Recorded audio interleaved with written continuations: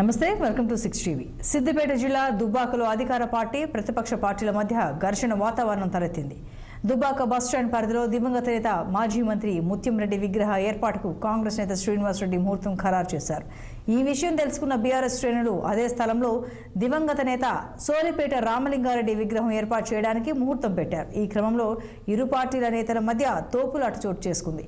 ఘటనా స్థలానికి చేరుకున్న పోలీసులు ఇరు పార్టీల నేతలకు నచ్చజెప్పే ప్రయత్నం చేస్తున్నారు.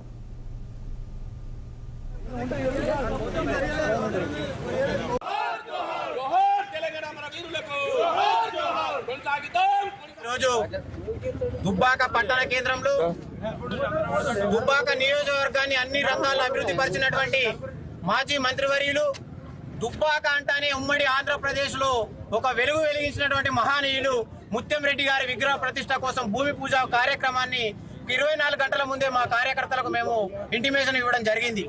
దాన్ని ఆసరగా చేసుకున్న టిఆర్ఎస్ గూండాలు, ఎమ్మెల్యే ప్రభాకర్ రెడ్డి వారి అనుచరులతోటి వేకోజామునే పోలీసు విధులకు ఆటంకం కలిగించి వారి చేత స్వర్గీయ మాజీ ఎమ్మెల్యే రామలింగారెడ్డి గారి విగ్రహాన్ని ప్రతిష్ఠించాలని కొబ్బరికాయ కొట్టడం ప్రారంభం చేశారు.